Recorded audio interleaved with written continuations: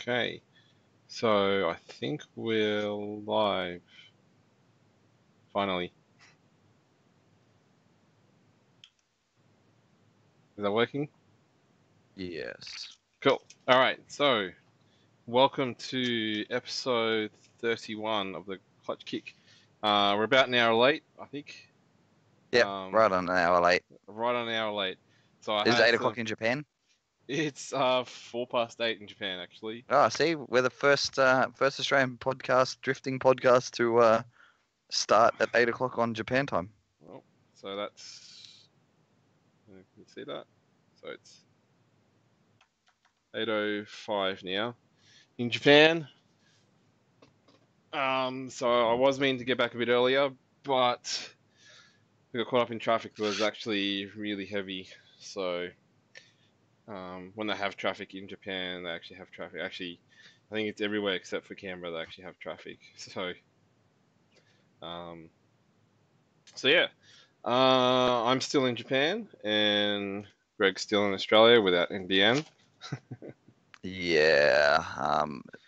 Anybody who ends up with the NBN and wants to switch, well, when you need to switch, just make sure you do it well and truly in advance. Because basically, if you're not with Telstra, you're pretty much up to shit.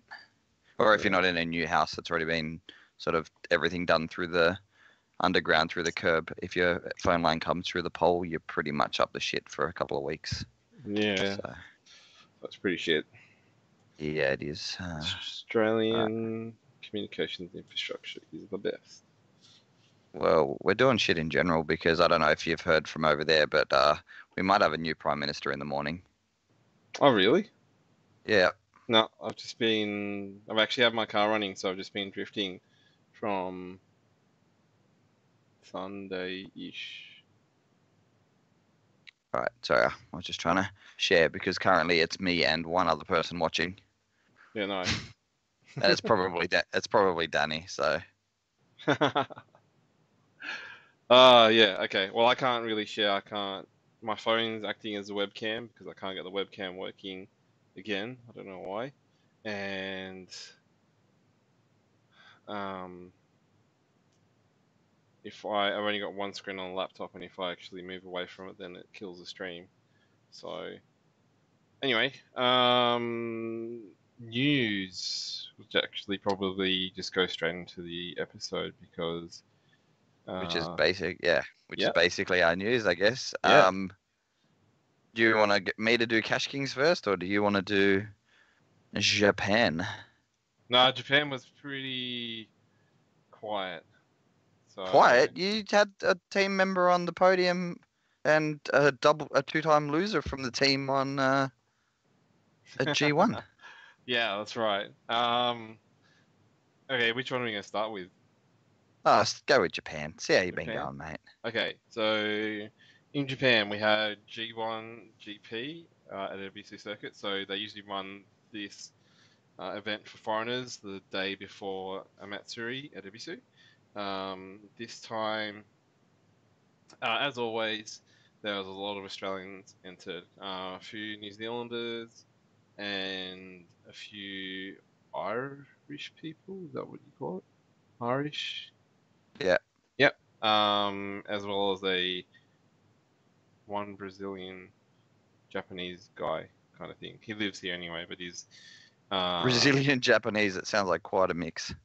it's actually really common. So it's kind of like how we've got uh, things like Greek Australians or Yeah. But yeah, it's a Brazilian guy living in Japan. yeah. So they've got their own sort of community as well, apparently. But this Yeah, guy's fair pretty enough. cool. So he's actually one of the contenders for the championship for G1, and he's really keen. He's 1 point off the championship leader. So anyway, we'll get down to it. So we've had in my team, so in Team Red Stage, we had a few people entered. I didn't enter because I only just got the car running them on the morning of the event, so I didn't bother entering. Jake entered, as well as Nick, Connor, Rob, Paul, and another person in our group, Dali, as well as Aaron. And then there was a whole bunch of other Australians and a bunch of New Zealanders. I think one of them is actually a D1NZ driver. So Jake, unfortunately, he spun a bearing during practice, and so that put him out. But I gave him my car to drive, so I drove that for the competition. Connor also had issues with his car, and the clutch went. I think the issue with Connors is that the drive's at the wrong wheels, mate. Actually, that course isn't too bad for front-wheel drive cars. He needs to go a bit quicker, but the run-up is sort of set, so you won't actually make it around the corner completely smoothly. But it's not that. So the emphasis is on the entry and keeping to the clips, and the clips sort of don't affect a front-wheel drive car, if that makes sense. So yeah, I saw that him compete in last year's one, and he didn't seem to have too many troubles, and yeah, just a small straighten, but it didn't seem like they had any emphasis on that at all. So no, not so bad. they said it's fine because some of the low power cars would do the same sort of thing. They'd straighten up and then they'd reinitiate, and as long as they hit the clips in that sort of fluid motion, then it would be fine. And the emphasis was on line rather than proximity as well. So if you could do the correct line better than being closer, then you would be rewarded higher. So you don't sort of follow them. So if they go offline, then you don't follow them in. You don't have to follow them in there. Yeah. Anyway, so Connor, clutch went. Dali, another person in our group, his turbo died. They fitted the turbo. Would have made it to qualifying, but it was leaking lots of oil. It ended up being one of the turbo line washes, so they took the turbo off and then back on again, and qualifying was finished by then, so he was out. Low mount turbo life. Yes. And what happened? So competition had ended up with 17 entrants after all the car breakages and people not turning up, things like that. They did a top, what would you call it? Top 17 or bottom 17, whatever it is. So Yeah. 16th and 17th place, which ended up being Aaron and another Australian. But Aaron actually beat the other person. So she made it through the main competition and had to verse Jake, who was top qualifier. First off, so yeah, it's pretty much very difficult battle to once you enter the competition. Fasto, who was also in the running for the competition, so they're also in the running for the championship, made an unforced error and spun on his very first battle, so that put him out. The other person that's in line for the championship was Kev. I don't actually know Kev's last name. He's part of the guys that run the stunt driving school in Melbourne, and so he's looking to win the championship. Unfortunately, he had a big crash the day before and completely destroyed his car. He was the one who rolled the car up on the bank. No, he didn't roll the car. That was another guy whose name was Ken. He's one of the ex-Power Vehicles mechanics. He rolled the car. It didn't look like he was going to make it to G1, but he worked all through the night, popped out the glass, installed some sort of Perspex windscreen with sort of reinforcement things across the where the glass would normally be. He pushed the car back out to sort of like a carry shape. You could tell it was rolled, but it did look like a JZX at the end of it. So he did a really good job to get it going again, but yeah, he didn't. I don't even know where he placed, but yeah, he was knocked out before the final, I guess. So he was another good driver, but again, when you're pushing it right to the limit, things like rolls could happen. But Kev, I'm not actually sure what he did, but I saw his car on the back of a truck, getting brought down to power vehicles, and it had all the arms, or looked like all the arms that had been folded underneath the car. So I don't think he actually rolled it. I think someone said he just bounced off between the wall and the dirt barriers. So he was in a borrowed car, and because he didn't want to crash that, and he wasn't actually feeling that great after crashing his car, he sort of took it easy and didn't progress that far in the competition. And so anyway, where were we up to? I can't actually remember. So Jake was number 1 qualifier. Yep, Jake's number one Um, qualifier, followed by Jacob. Someone, Joel. Joel. I think it was that's Joel all right. from D1NZ. He was driving a fairly stock R32. It's kind of slightly best beat up, and you could even call it almost on the verge of a missile because of some of the bits and pieces that are hanging off it. But he drove really well for a very sort of simple car, and he qualified second. So though those two were Jake and Joel were very strong drivers in the competition, like they were standouts.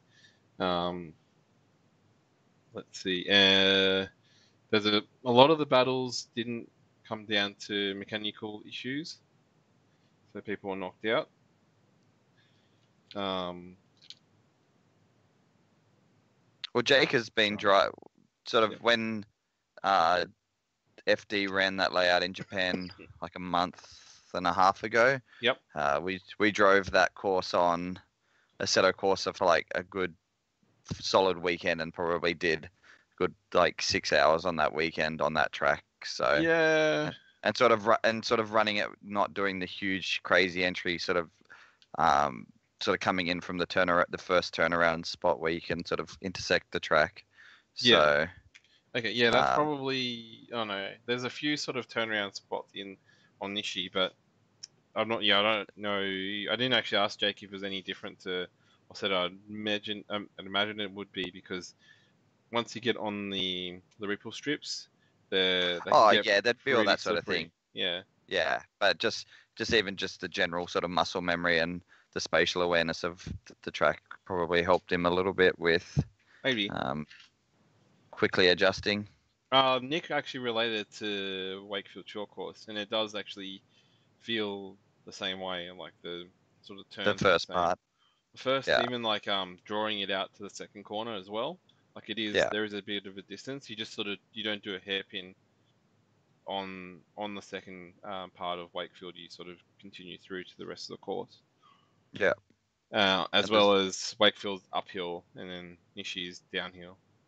and you don't have a filthy big dirt embankment behind Wakefield to write your car off on. No, no, you don't. But no one sort of really. Oh no, there was a couple of oh shit moments there on the day, but it wasn't actually that bad as everyone else said. Matsu was different, where I think in the morning on the Saturday, Nyan actually rolled the car. I think Power Vehicles, or no, Daigo posted a photo of Nyan, and he rolled the car, and his whole face was covered in dirt, and his arm was bleeding and stuff. So,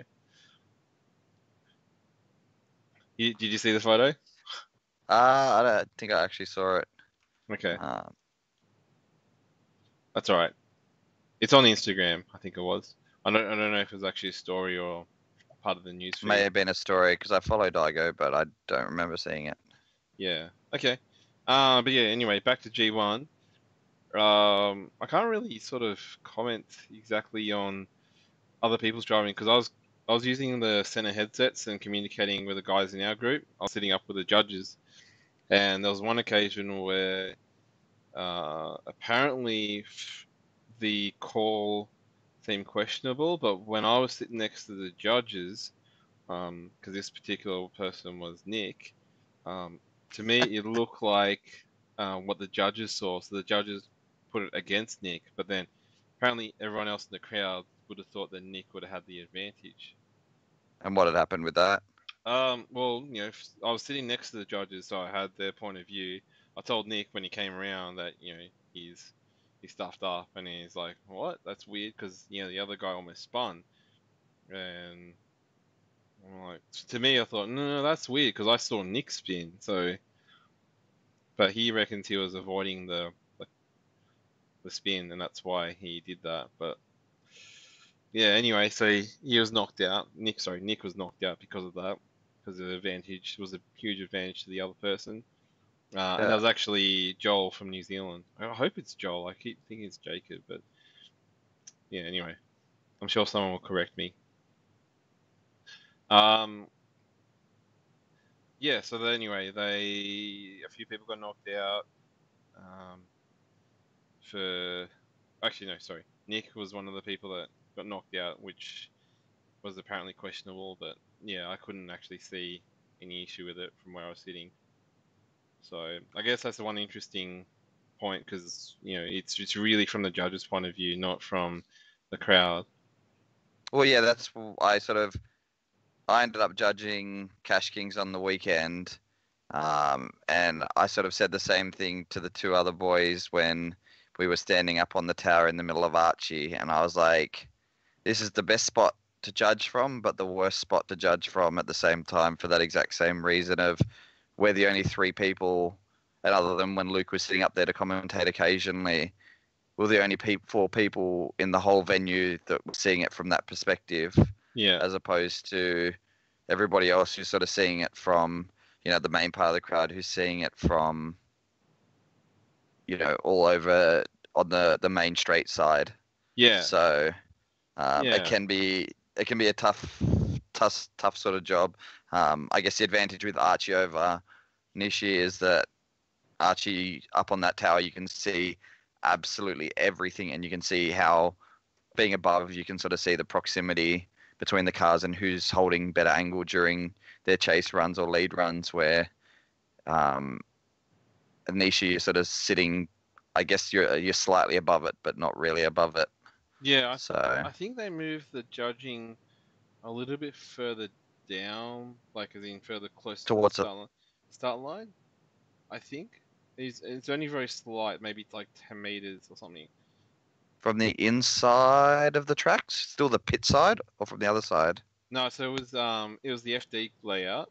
So I don't know where the FD guys actually run it I'm from. pretty sure the FD judges were sitting next to where the grandstand is. Oh, really? Yeah, I think so. Oh, okay. That's interesting.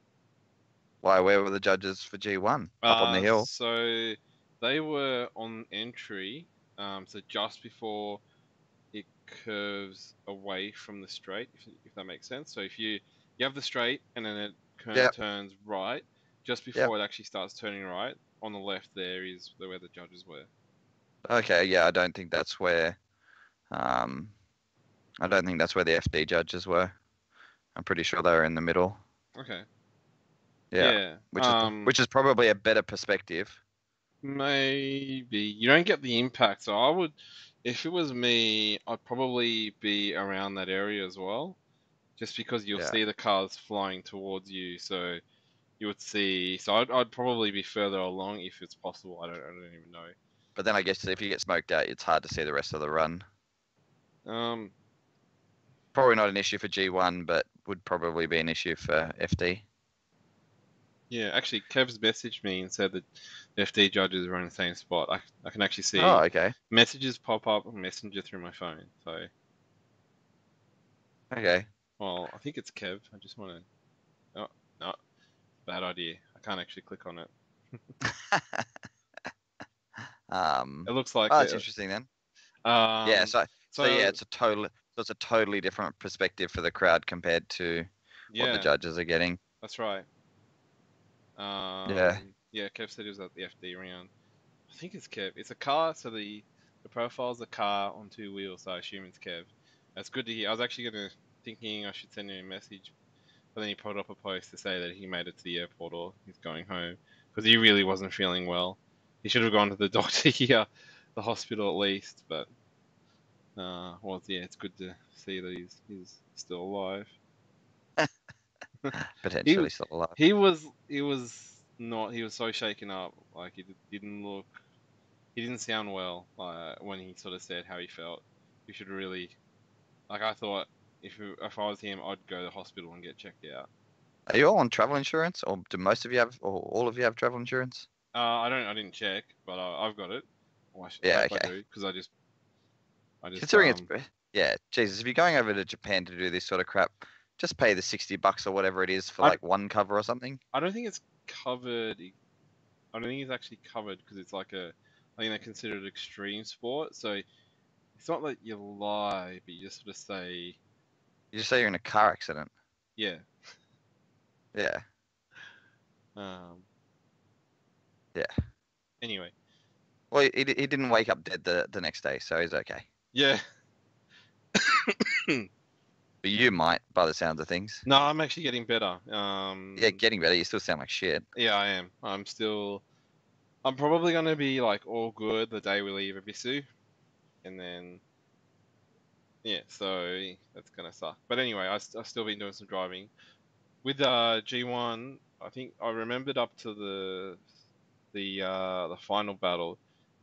I remember the final battle. Sorry, and that's probably about it. I know Paul got knocked out.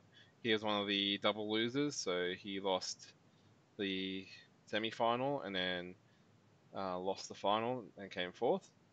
While the final was actually won by the New Zealander Joel. Pretty sure it's Joel, who knocked out Jake. Um, so yeah, it's funny because we actually had in our team we had Jake in second, Paul in fourth, Nick in sixth, and then Rob just missed out on the eighth place spot and came in ninth. So it would have been like 2, 4, 6, 8th place almost.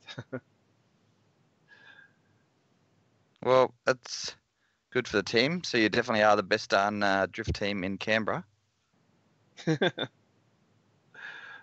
Team wise, yeah, from the sounds of it.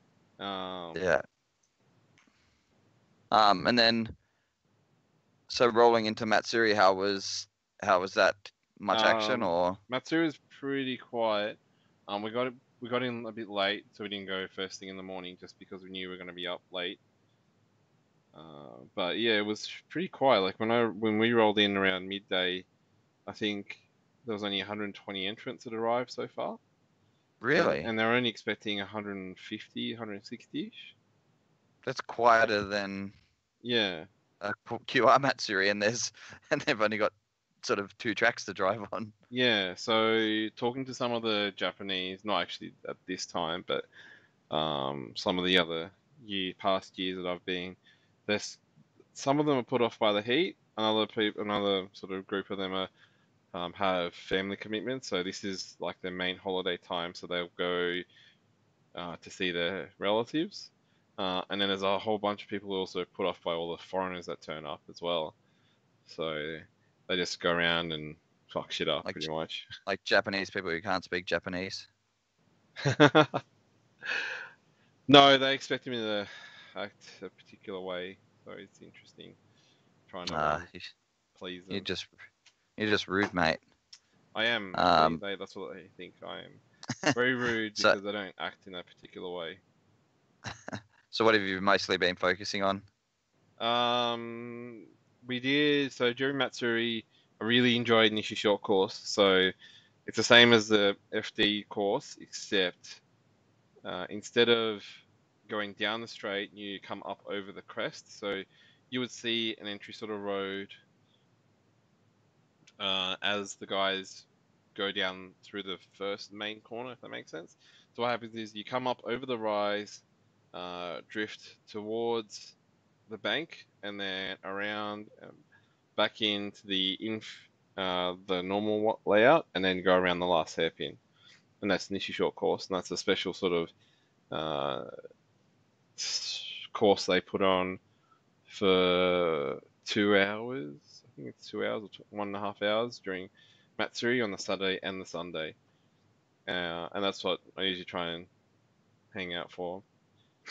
Try and fit as many cars on there as possible, and try and have it almost a continuous train. Yeah, that's the idea, but Didn't really happen this year. I think we had like 7 or 8 cars in the train, but that was about it. Otherwise, it was really quiet, really quiet. Daigo was there, Shinji was there. I think I was in a really small train with them. But they're really fast, and their cars are a little bit more beat up than mine, and they don't have brake lights, and it kind of puts me off as well. Yeah, Um, just play onto the side of them. I've got an Oracle at the front, and no front Rio as well. So all the cooling Yeah, don't do is that then. exposed at the front of my car, and it's really dangerous because Yeah, no shit. yeah, you come up over the rise and you expect Daigo to, because he doesn't have any brake lights, you expect him to just like floor it because he always does.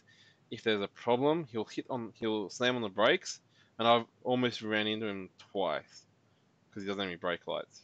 But he gets away with it because he's Daigo. So you should need to put a sticker on the side of your car saying Daigo. Um, I don't know. I If think I you get just a need more. What's it called? Notoriety. yeah. Yeah, and then I can get away So with does that shit. mean does Alexia get away with shit? I don't know. So you need to find that out. I think the Daigo gets away with it more. Actually, I got another message, but I didn't watch it when it came up. So, all right, hang on. I'm just gonna see. Fuck. Okay, so the guy's name from New Zealand is called Joel Patterson. So yeah, really amazing driver. He gets so much angle out of a fairly basic 32 stock RB20. Just crazy. He's sort of I don't know. I have no idea how people do backies or get so much angle and keep the momentum going. This doesn't make sense. He drives the vehicle imports uh, R32 four door at the in D1NZ. Okay.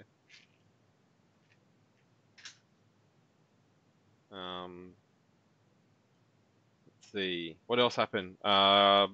Saturday night, I think we stayed till about midnight. They did close. The weird thing is they closed all these courses off that they don't normally close. So Togo was closed at like 5 p.m. for some reason. So because we usually drive that I, at night as well. I thought Togo had lights now. I thought Togo had some from lights. Half of it's lit, and then the extended section isn't. Yeah, so the short course is. Yeah. Yeah, I don't know why they closed it, but apparently they've been doing that at other map series as well. yeah, fair enough. I wonder, probably people doing dumb shit and it's really hard to recover cars in the dark. Maybe. Yeah. Well, they were saying that North Course is actually going to close as well.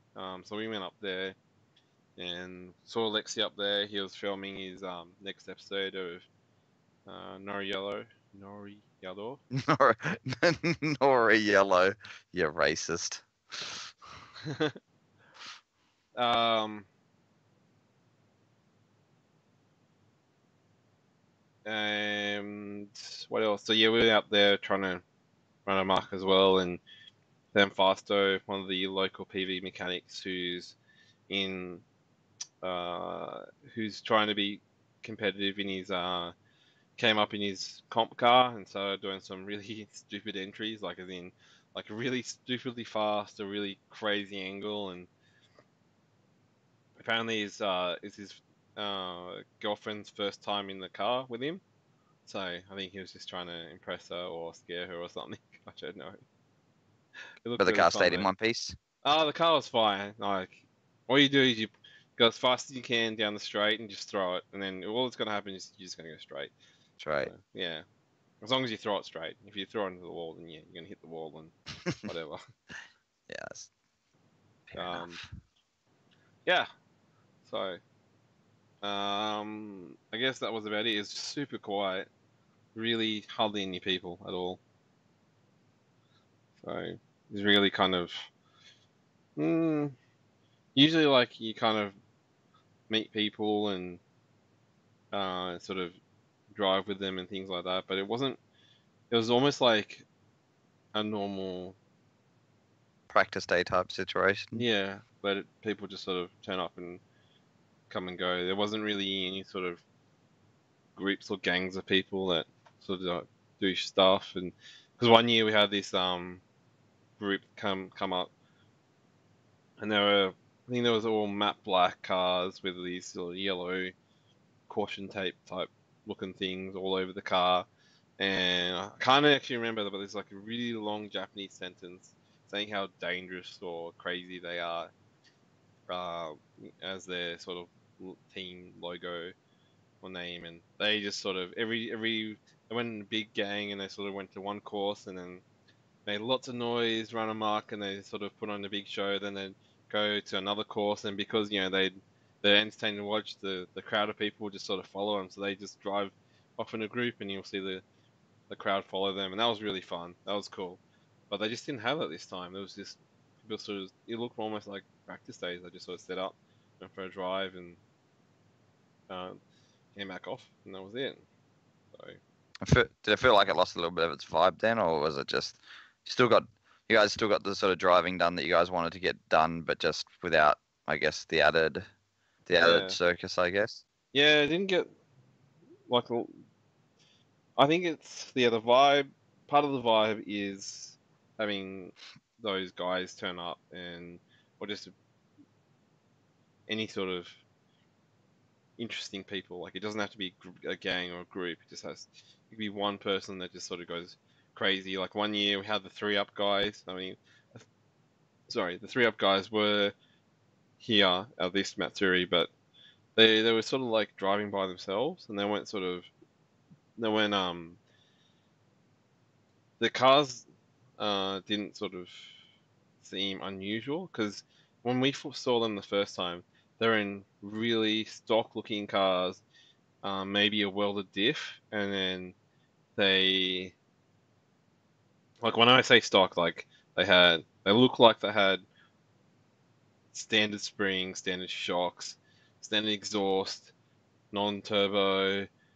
Just it all looked like they just boated around, but they were just going as fast as they could. And there was three of them sort of doing like a three-car train kind of thing, and that looked awesome. One of them was the guy, the 3UP guy and the main guy. And one of them was his wife, and I guess one of the other ones was one of his teammates or his workers or something. And they were really cool to watch. They were fun. And you see them, these cars, they boat one way and they just like lean in, and then they lean the other way. And this is just, and then when they do the jump over in Minami, it was so entertaining to watch, and you can just sit there and just watch them, and and then they turn up at some other course and then they do their thing there and then catch on fire and stuff like that. So it was just a really fun sort of thing that it just didn't really happen this time. It seemed really tame. So you're gonna change up which Matsuri you hit up next year then? Probably not. So Still do summer again? still the summer, have the risk of the rain. There's a double hurricane. I don't know, the double Typhoon? typhoon. That's it, coming to Japan at the moment. Um, but I found working on the car, you can kind of bear the heat better than the cold. Does that make sense? Yeah. So it's hot. You just sort of you need to find shade. You can go into the pits if you didn't want to, but we're lazy, so we just sort of hang out in the sun. Um, and your fingers don't freeze, so you can. Because what I found was when I went in spring, it was really nice weather until it rained. As soon as it rained, it was freezing cold. Trying to change the alternator, it took me like half an hour to get the nut on the alternator bolt. Yeah. I couldn't feel it. Like my hands are like I'm like trying to warm up my hands as much as I could, and then I'm like, oh yeah, it's warm, and then get the nut and start to try and thread it onto the bolt, and then like, no, I lost all feeling. I'm like, fuck, I can't do it. Yeah. So Seems fair then. it needs to be if it's just sort of like a little bit warmer than spring, maybe a little bit, and then again a little bit warmer than autumn, then that would probably be the best time. But the reason why we go during this time is there's lots of stuff happening. So after we leave Ebisu, we can go do other things. There's other festivals. The days are longer, so you can stay out. You can still see other sort of street drifting and it's not too bad when because it's not winter. So I think more people are actually out at night, so you get to Yeah. see more things. But Japanese people are crazy. Like, if they decide they're going to go this particular day for some sort of reason, then they'll go. That doesn't matter if it's like minus 20 degrees. They go, nah, we decided we're going to go. Then they'll go. They're crazy people. So yeah, that's So, probably yep. and then how many days have you got left at the track, or are you done now? We've still got. So we're here until Sunday, so another 4 more days. Yeah. Plan is to have 2 more days of driving. Go check out D1 on Saturday. See how we go for pack up, because we have to pack all our stuff up and take it down to storage.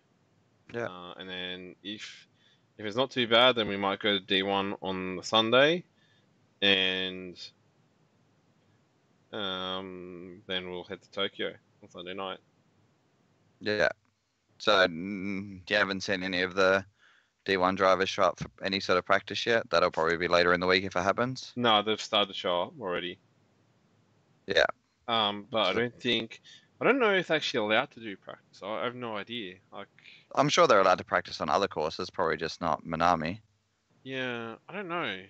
I didn't Because actually have a look because I was actually driving today. So if you want to shake down a car, you should be allowed to shake down a car. yeah, but I don't think you'd want to bring a car that didn't run unless you're Australian. Yeah, but you still, like, if you've made changes, you're still going to want to test. So, Yeah. and Minami's probably not the place to go on and test it unless you do the back section. No, they do actually. In the past couple of years, I've always turned up a week before, and they've done some testing. Then they can go back and Yeah. rejig if they need to. Yeah, so I don't think I actually. There's only one car I saw last week, which is the S15 with the Adidas sponsorship. Um, he is doing testing. Actually, the other person that was at Matsuri was Masao Sunaga. So he was in a S15, I think.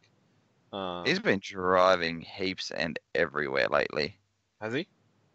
Yeah, I'm pretty sure he went over to. He was on that RDS, at that RDS round in Sochi. Oh, okay. And then he went somewhere else after that too. I'm pretty sure. I can't remember if it was. It's one of the European rounds. I'm pretty sure of something. Okay.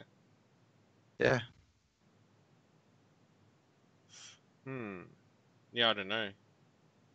Oh, I'll check it out tomorrow. I know the parking, they've closed one of the courses down for truck parking. Yeah. So that's for school course because I really want to get on there today. I thought I'd have today to get on school course, but they've actually closed it already for the truck parking. So the D1 cars have already started turning up. Yeah. Because that's just up the hill from Minami, right? Yeah, parked just above, kind of above school course again, sort of towards Toge course. So that's where we're set up. We can actually see Minami, like the actual main corner, from where we're pitted. It's just a bit far.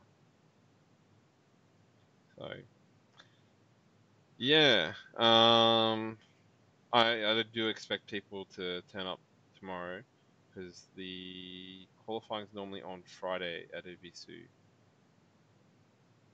So I don't even know what day tomorrow is. Tomorrow's Thursday. yeah, yeah. Some of the guys here are confused because every day is just drifting. You wake up, you go drifting, wake up, go drifting, and then they're asking how many days we have left, and sometimes I said 10, sometimes I said 7. So Yeah, you almost need to do it like Survivor, but instead of using your machete to ride into into a tree, you use a little bit of oil on the side of your car and do a tally down the side of your car to work out what day you're on. yeah, yeah. And there's tire budgeting as well, because depending on the course and the way you drive, you can actually burn through so many tires and end up with not enough. But I think a lot of people have been conserving their tires this trip, so we've got a lot of tires left over to go through.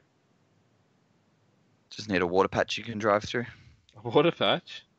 Yeah, just drive through some water every couple of laps and cool your tires down. Oh Make them no, last longer. no, they don't need to. They can just burn through them now. So I've Oh been yeah, now they yeah can. But I meant earlier.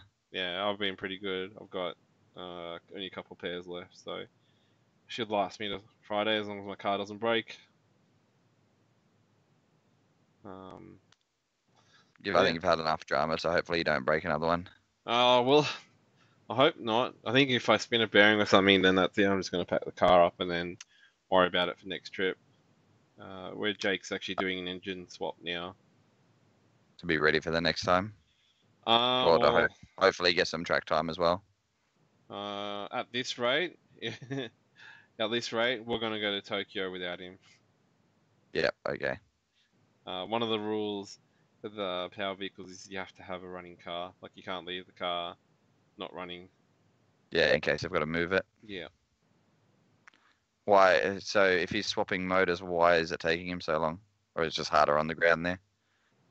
Uh, Or has he had dramas? he has an injury. Uh, existing injury, but it's Oh, yeah. more.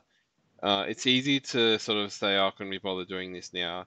Because we've got so much time here. It's hot, and other people are driving, so you just sort of jump in their car and go for a drive Get with them. lazy. Yeah, Yeah, it's easy to get distracted.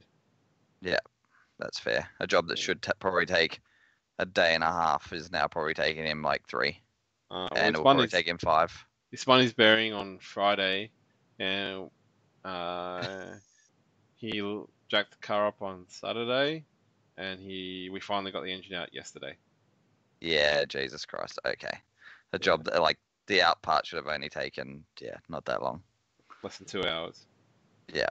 Yeah. Well done, Jake. You're killing the game, bud. Yeah. So we might have to ditch him here. Yeah, that's fair. I can't blame you on that one.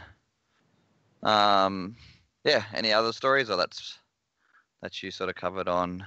Yeah, that's about it. The other guys tonight they've gone out togo hunting, so you have to sort of. Uh, The it's really the hard. two Yeah. the two-time loser said sushi is yum. I told him there's no food for 4th place. That's right. Yeah, they've gone out for dinner at the moment. I had to quickly scoff some food down from the train station. But I think they've gone. A group of them have gone to sushi. A group of them gone to Macca's or something. They're trying to find Uh, the. There was an ad or a post or something saying there's 48 nuggets in Japan somewhere, and so I think it's in Tokyo and it's not here. It's regional. But I thought it was KFC, but they seem to think it's Macca's. could not tell you, but that seems it seems like they're on a drifter's budget at that stage if they're looking for that many nuggets. Japan's good. Like the food is cheap here. It's probably not as cheap as Thailand or those other countries I haven't been to, but it's almost half of Australia. Yeah. Okay. Yeah. That's Uh, it. I'm sure you that's have a couple more stories next week. yeah. We'll probably have a bunch of stories. Just haven't really. Nothing comes to mind at the moment. I'm sure if I get prompted, I'll like to remember it. Yeah. I made a lot of And then people sick as well with my cold or flu, so everyone's sort of like they're all taking turns of staying in the hotel and being sick for the day, which I should have just stayed in the hotel the first day. yeah, not coughed on everybody. Yeah. When do you head back? When are you back in Australia? For another 2 weeks. Oh, you gone for that long?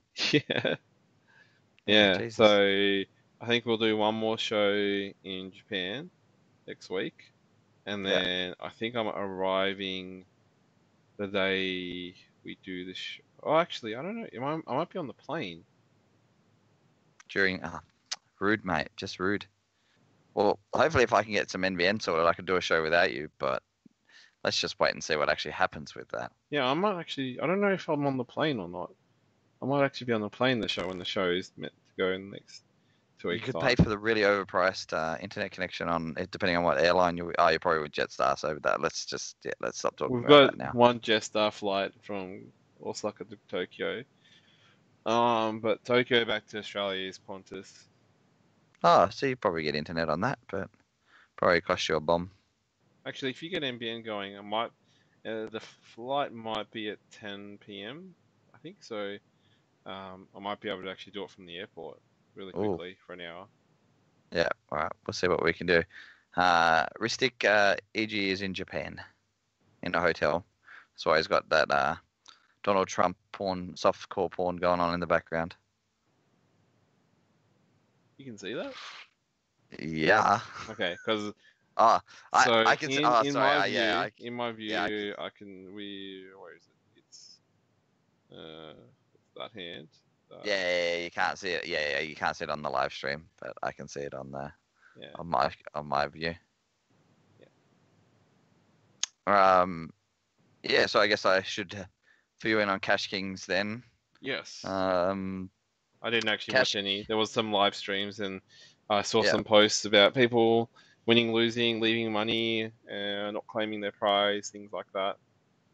yeah. So a couple of months ago, I'd been asked to judge it, and I had said I'd rather not because it's a lot of pressure to judge a national level event that's got a lot of prize money on the line. So I flew up expecting. Well, I got to the airport on Friday expecting just to go up and spectate, and I took all my camera gear and all that sort of stuff, and I get to Sydney Airport and I have a message saying that I'm still needed to judge. So I was like, all right, a lot of pressure. So I didn't end up doing any videoing or anything like that. Sort of spent the day, first part of the day, just watching from as many vantage points as I could and sort of giving drivers feedback. The layout that was run was the outside line backwards, and then What do you back mean up. backwards? So called counterclockwise rather than clockwise. Counterclockwise. So the Okay. same way we ran DCA national round last year. Yep. And then on the second time back up the front straight, you cut inside of the rising sun rather than going around the outside of the rising sun Okay. island. Yep. And then did sort of a little switch back and sort of along the I guess the sort of open shaped ripple strip that was leading into Nico course, like into the Nico drop, and then you did a hairpin turn around the island that was just there, and that was the end of the course. So I think it worked out to be about a 9-turn course or something. Holy moly. Yeah, and the cars were being let go from between the two islands, and then standard sort of DCA format when it's not a proper run up.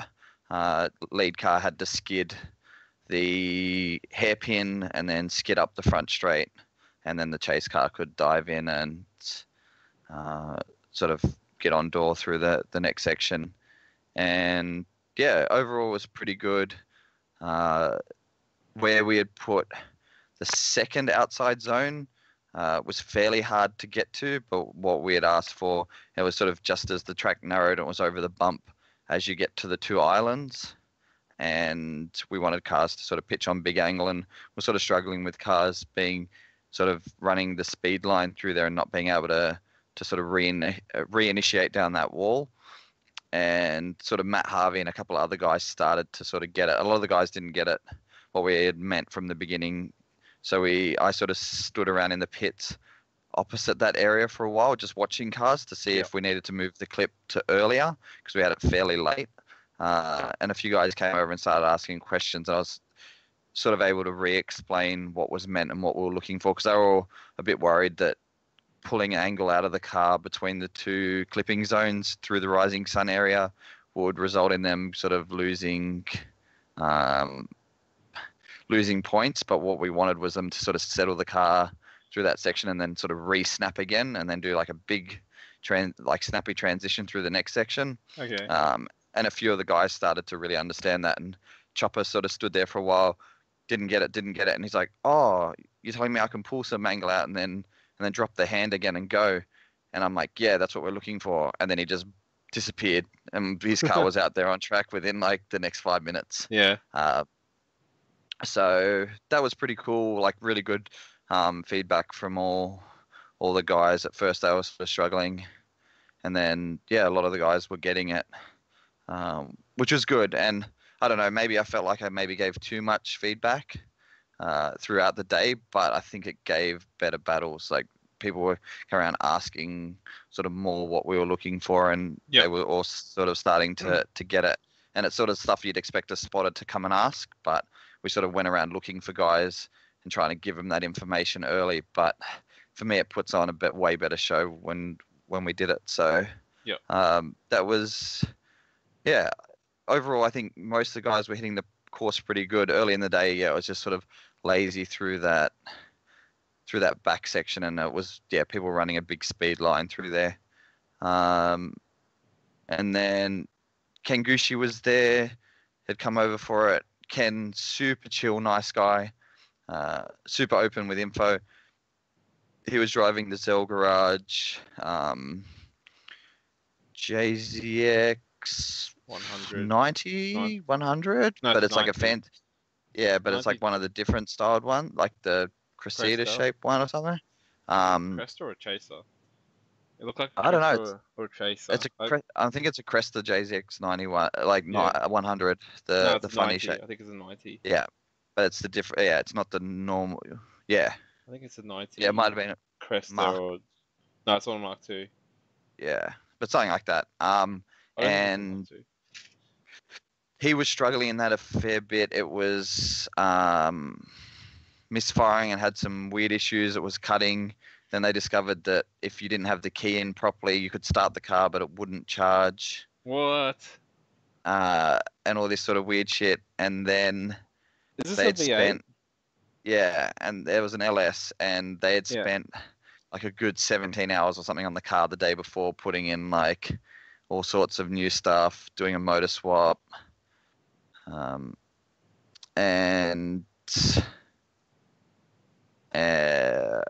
it ended up burning a piston, and that was a borrowed motor. Oh, really?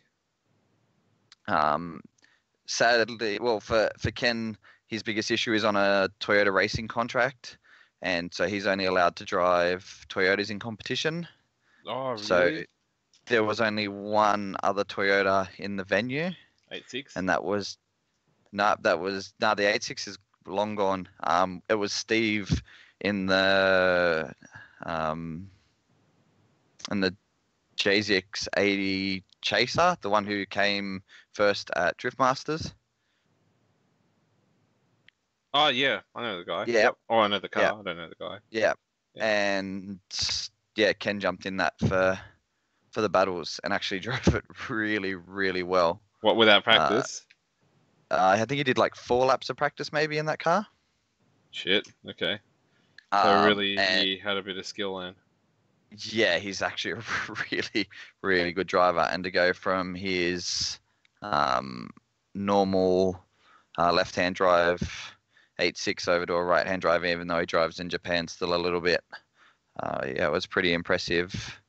Pretty impressive to see. But yeah, it was just lucky that there was one more Toyota in the venue, because that would have been his day over. I guess notable drives. Matt Harvey was nailing it all day before qualifying, before battles came up. He was probably the best of them, and then Barry Clark was probably the second best with line and all that, but that's not really unexpected. He's a veteran of the scene up in Queensland. So there's only a top 22. And so what we ended up doing was we were debating on how to deal with it, but I really wanted them to run everybody have to drive a battle first. Originally they were talking a whole bunch of buyers and all this sort of thing. So I said, can we do 11 battles, force everybody to battle, then we'll see how many cars are still alive and work out our format from there. Yep. And so we end up having the 11 battles happen, 11 losers, a couple of cars that were dead after that. And what we ended up doing after that, the 11 guys stayed in, but what we did with what was it, 5 spots left in the top 16, we were able to, or it might have been nine guys left. So we did a draw for an automatic buy back into the top 16 for one of the guys who had lost. A buyback. Yeah, so because there was 9 guys and there was 5 spots, there was going to be 4 battles and one person was going to get a free ride back into the top 16. So we drew for that first, and then the last 4 had to do call-outs to get back in. So in the original round of 22... Sounded so complicated. Yeah, it was fairly complicated.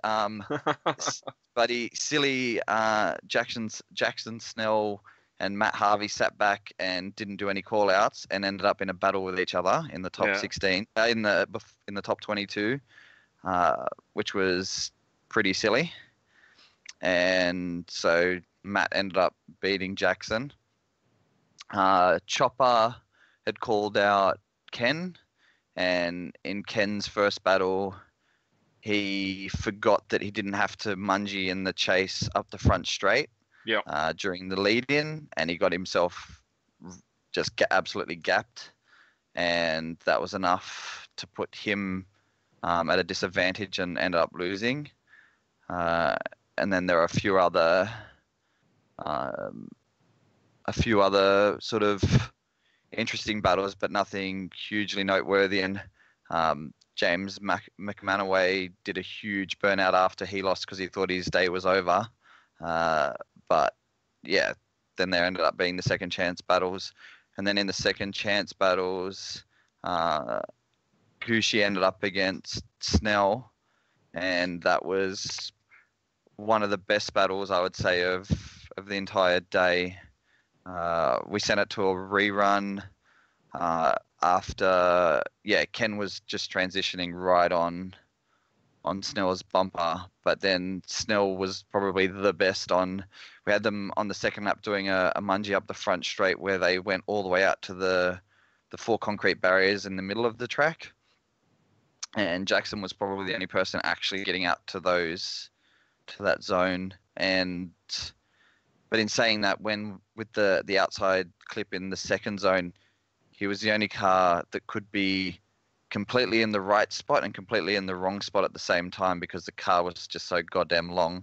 When we're watching for mistakes, people were putting a front wheel sort of over the ripple strip where they shouldn't be. Yeah. But the Ute's so long that the rear bar was in the zone and the front wheel was in the wrong spot.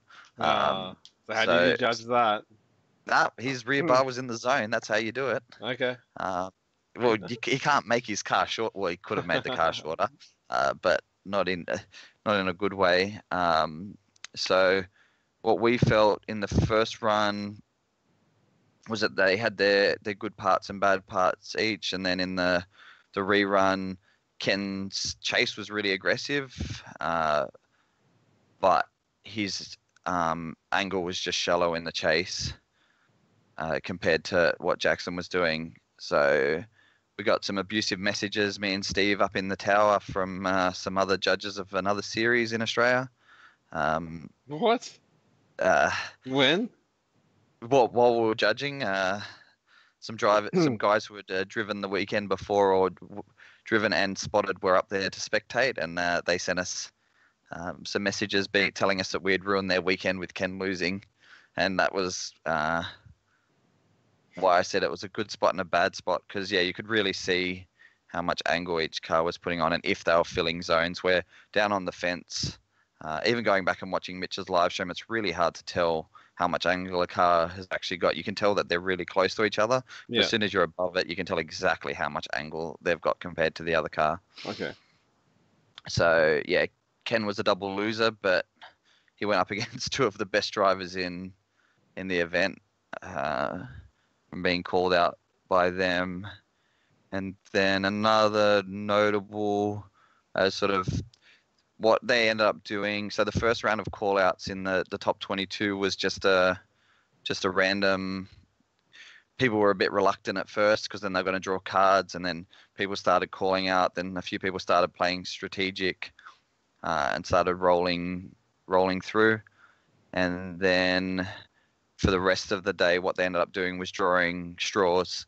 And you drew a straw, and if you got the shortest straw, you got to do a call out, because last year, after Blake Patterson almost giving himself a heart attack trying to run to be the first person to make it to the microphone to do calls out, they didn't want to have to get the defibs out if any dudes tried to get to the microphone. So that made it a little bit more interesting. And then in the top four, Matt Harvey had been hanging back, not trying to make call outs, ended up being the first to draw a short straw, so he had to make a call out first.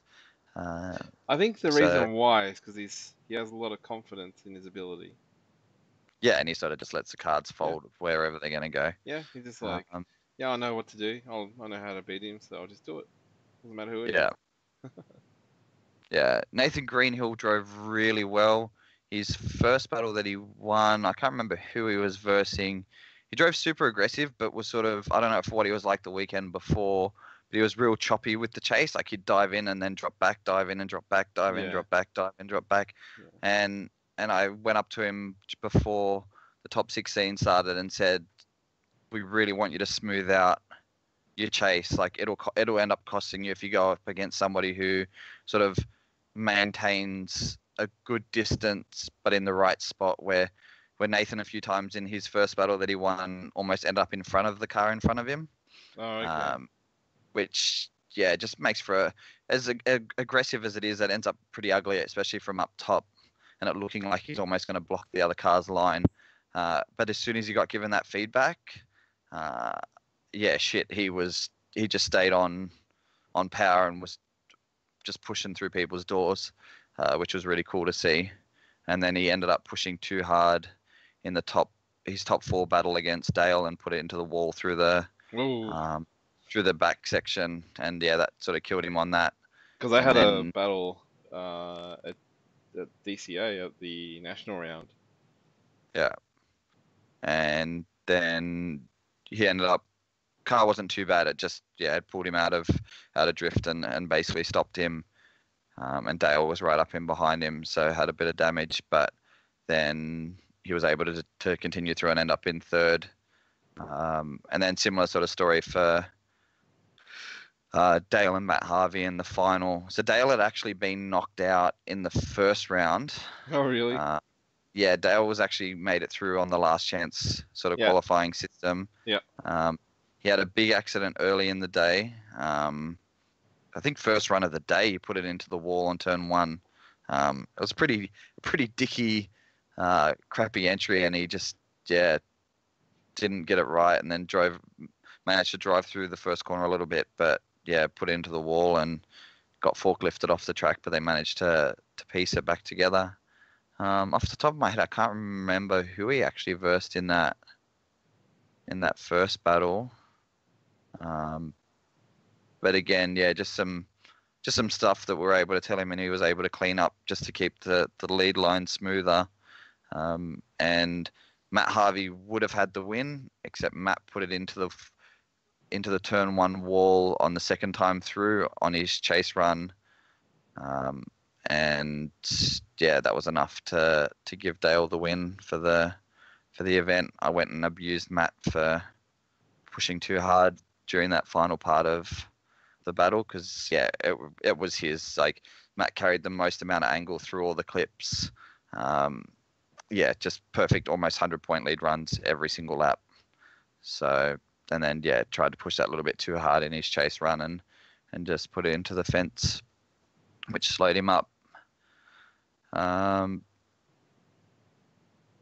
guess a few of the guys who were interesting to see, Mitch Jeffrey, who's a pretty good friend of ours, came up and first DCA run event that he's ever driven, being a figure eight expert from his years in the high-tech All-Star Series, plus Oran Park and all that stuff back in the day. Super clean and consistent, pretty much from the get-go. Just lacked that little bit of DCA flair. It was interesting to sort of see the the style difference between the guys who regularly drive either Archie or DCA, and it's all a little bit more aggressive and a little bit more noisy, and everything feels like it's got a little bit more risk, where you could tell when Mitch entered that he could put it right on that outside curb on figure eight, because he sort of entered at this nice pace, just settled the car, and then just drove it along the wall the whole way. But it just, I said to him, it just lacked that little bit of something special. Yeah. But he managed to win his first battle fairly easily. And then he ended up against Dale in the top 16. And we sent them to a rerun after the first battle. But Dale just got the edge with just a little bit more proximity than Mitch had on that. And so that was definitely interesting to see him come over. And I know after speaking to him that he's pretty interested in pushing himself a little bit harder now. Just because, yes, it was funny to watch and sort of compare and just see how much more aggressive and how much more a lot of these guys are willing to put on the line with their cars. There's a young guy from up in Queensland, Joe, who's got basically a bog stock 370Z with a lock diff, and he had just put Wise Fab in it and driven on the Thursday night. Guy's been driving 4 months and had a 10-week holiday in that 4 months, and he wasn't even going to enter. They had just gone and put the car down on the storage mound at the bottom of the hairpin corner. Yep. And then 5 minutes later, they're pulling the car down, and Joe was entered. And yeah, people started calling him out. Yeah. Because, he was shit. He was the dude who was understeering all over the track with his Wise Fab. Yeah. And as soon as you put him into the battles, he ended up being knocked out by Senatani in the first round. But it was a 50-50 call, and he ended up spinning sort of in the last section of his lead run. But Senna had sort of raced through the track expecting to sort of walk this novice driver. And sort of missed all the clips, so we weren't all that impressed. But then Joe ended up spinning with 2 corners left. But then during the call-outs, Botcher called him out because he figured he'd probably have I think it was Botcher who called him out. Botcher had crashed his car early in the day, and then in his top 22 battle, the car finally died after they got it fixed. And yeah, Joe ended up actually stringing some really good laps together, and Botcher struggled with the car. And then in the top 8, again, was probably close to going to a rerun, and sadly Joe put it into the fence and the side airbags went off. So if you end up buying a former registered newer car that's got curtain airbags and all that sort of shit, make sure you unplug it before you turn it into a track car. I think Joe ended up with some minor burns on his his side and stuff because he put it fairly hard into the wall. Dragged it down the wall, and a lot of stuff was going off. But it was just interesting to see a dude step up that much under pressure. Must be that adrenaline. Yeah, dude was going crazy. Like, he just absolutely sent it. I thought, maybe after he got sort of his second chance in making it through that, he'd sort of calm down and just try and string some laps together. Just full send the whole way. Yeah, nice. And yeah, bit of a testament to him.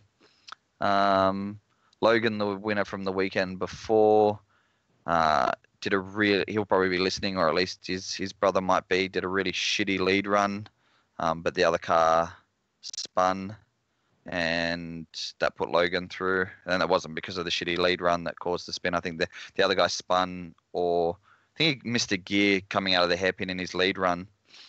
So that gave Logan the win on that, but I wasn't all that impressed, mate.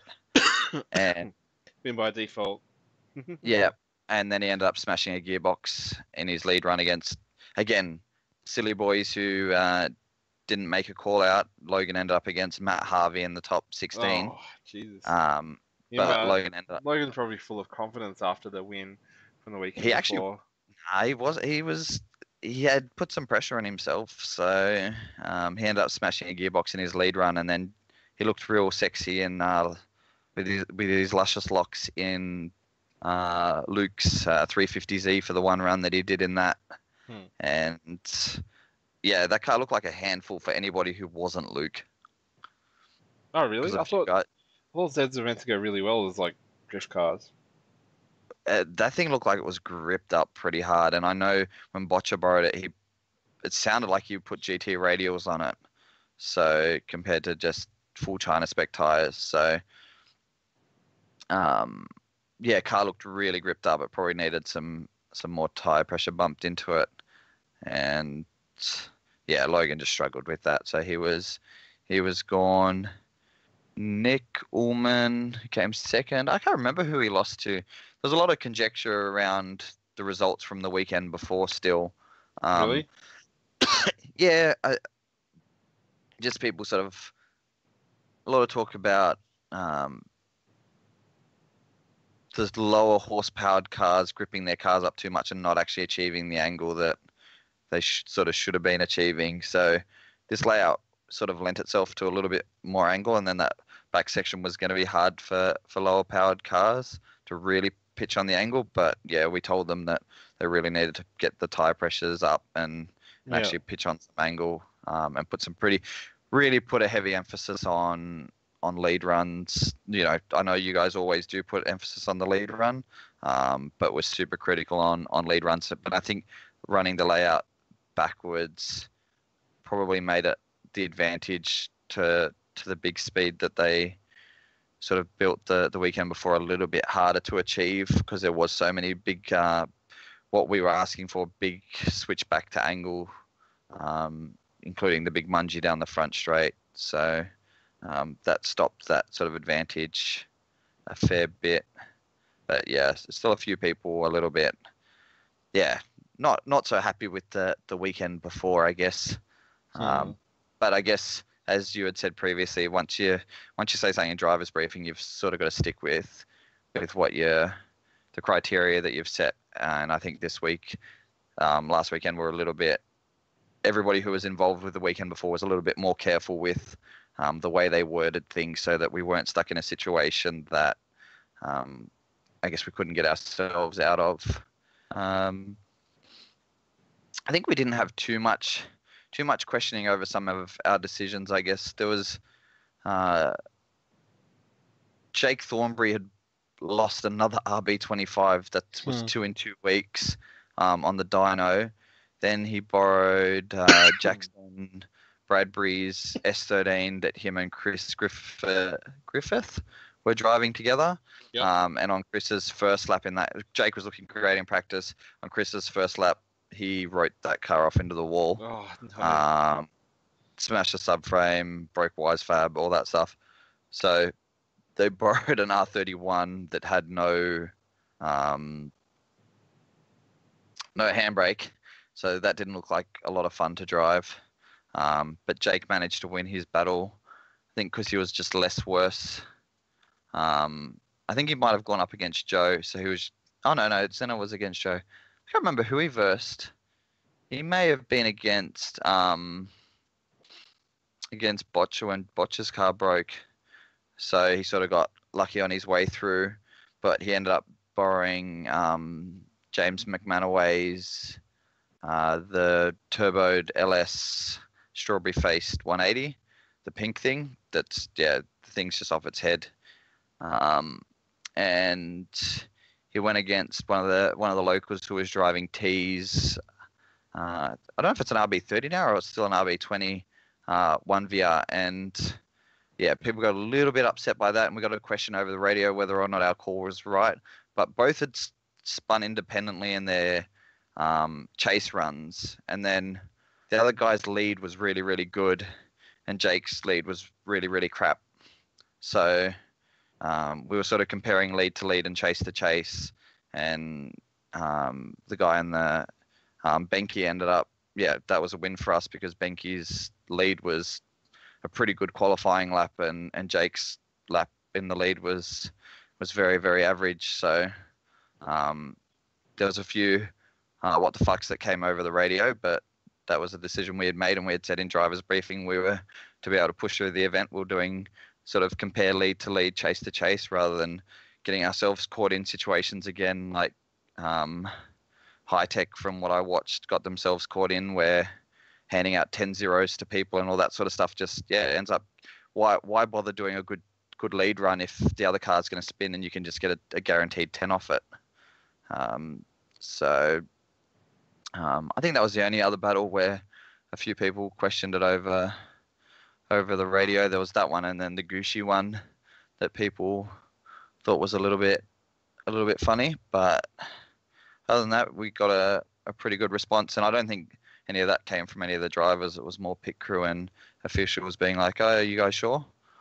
A few split decisions where we were three-way split. Yep. But yeah, overall, yeah, really, really interesting. And I was shitting my pants to start with. But overall, I can confidently say every driver there was super responsive to feedback.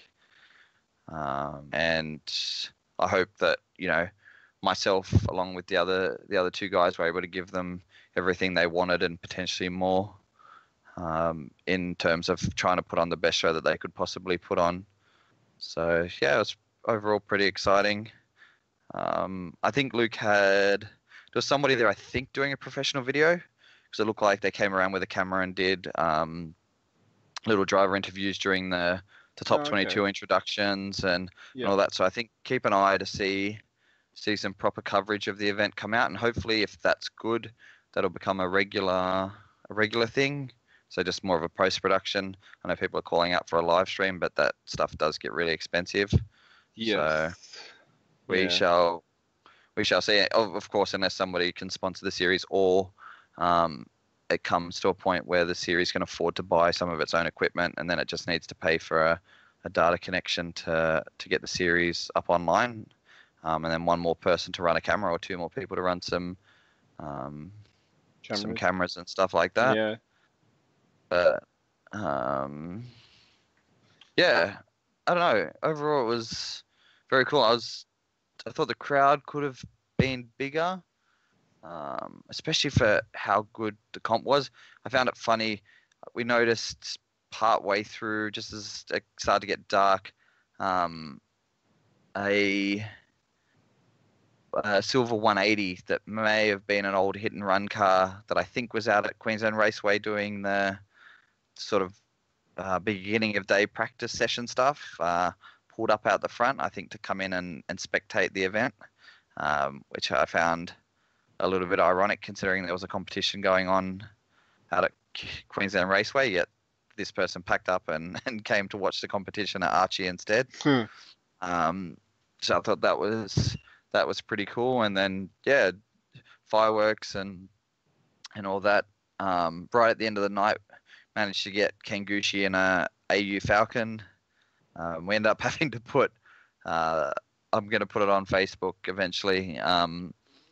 Ken went out for his outlap and then stopped right in front of the pits because he was the only car on track, and I ran up to the door and was like, "Yeah, what's up?" And he's like, "I can't see over the steering wheel." And what? Yeah, like Why? he was literally like here. How come? I think because the dude who owns that car, he paid like $300 for it, and that guy's a tall dude. This guy who runs Rockley Spares, and he's a tall dude, so I think the seat's sort of sacked on the floor. So we found one of those. The bottom half. Yeah, we found the bottom half of a bucket seat and a couple of bride cushions. Yeah, got that underneath Ken, and he got to send it for a few laps. Yeah, nice. I asked him if it would be okay to put it online because of his Toyota racing contract, and he said that it'll be fine because it's manufactured in another country and it's not sold in the US or anything. So he was going for the Aussie experience. So yeah, he was able to send it around in AU, and he really wants to come back out and just do a whole bunch more in banger cars like that. Yeah, nice. I think everybody's calling out for a banger series at this stage. So I think at some stage we need to make it happen. It has to be Australian manufactured or an Aussie car, so it can be a 31 Skyline. It's got to be a 6-cylinder, no power outers, just just a lock diff and some lock mods, and that's it. Yeah, Um, that'd be interesting. I think it'd be pretty fun. So the prize money would probably almost the entry fee would probably be almost the same cost as the car. I don't know. They're finding 31's. AUs in Queensland for like dirt cheap. Yeah, I don't know where AUs I think are fine. Even BA, some BAs if you can find a manual one. Yeah. But and I'm some not of the sure I'd older want to be in a Falcons. BA though. I feel like Why? a BA would be too slow for the series. Too slow. Yeah, because they're a bit aren't they a bit heavier than your AUs and your sort of World. some of No, your Commodores? no. They're Nah, just no. about They're the just with same. different panels. Yeah, okay, same Yeah, car, different panels. same car, different panels. Like the Ah, okay. you look at them underneath, like yeah. It's a different chassis, but like it's No, it's the probably based same. off similar geometry. Not the same. Nah, not the really the BA and the I thought the AU BA is was the the same. no AU is the start of that series. Ah, okay. Yeah, it's Ah. and then they just changed the panels. Steve said they use about 200 kgs lighter. See, so I was right, mate. Not that much. No way. He's the expert. He's been looking into this shit. So yeah, I think the only way I can think of it is because of the engine bay. But then they did change the subframes from steel to aluminium. yeah, and he said it also had a live axle instead of IRS AU. Yeah, that would probably help. So yeah, look, we'll see if enough people buy enough crappy cars, then the dream might happen. Maybe. I'm umming a lot this episode. So much happened. Yeah. Just one of those crazy events. You sort of don't process all of it, and I now understanding more and more when you're judging at that higher level. Like, yeah, I had done a little bit of Super Drift and helped you guys out in the last round of Super Drift, but I can almost remember that whole final round of Super Drift because I was videoing where I think back to DCA and so much of it is just like of Cash Kings and so much is just a blur. It all happens so quickly and like the driving is just that crazy that it all starts to blend together. Yeah. And you're trying to make the right call because there is so much money on the line and all that sort of stuff, and then you're trying to give the drivers as much feedback as you can. And yeah, shit, like I just wish that sort of, I hope when footage comes out, more and more people watch it and don't get scared away from the DCA stuff, but they get involved with it because, yeah, the driving is just getting more and more crazy and people are really pushing harder and harder. And seeing Mitch come up for it, Mitch Jeffrey do sort of the transition over from who's like hugely competent driver, amazing driver, step over to the event, and just to see what, you know, like a Nathan Greenhill was willing to do to push and be right up inside people's cars was pretty eye-opening. And yeah, overall great event. I don't know if it's huge public knowledge yet, but looks like at this stage DCA is going to take a hiatus for probably a good 12 to 14 months at least, from a national series point of view. They're sort of gearing up to try and do a summer series for 2019-20, but they're going to still run Tassie series and Queensland series, and at this stage Mount Gambier is still going to happen, but just be a standalone event of some variety. Yeah, I heard that. That was interesting. So we will see what sort of comes of that. It's a bit upsetting in some ways because everybody's sort of in high gear at the moment, but sort of gets them away from when they're trying to if they try and move to some of the bigger tracks and places like Simmons Plains, they're not they're not in competition with trying to get dates with V8 Supercars or Shannon's Nationals and You know what? things like that. You know what they should have said? They should have said drifting is dead in Australia. Yeah, they should have said drifting was dead. Or drifting just can't get its shit together. And yeah, so we'll see what the things have got planned. Hopefully enough people want banger cars, and we can just go do a banger round or two up at Archie with no.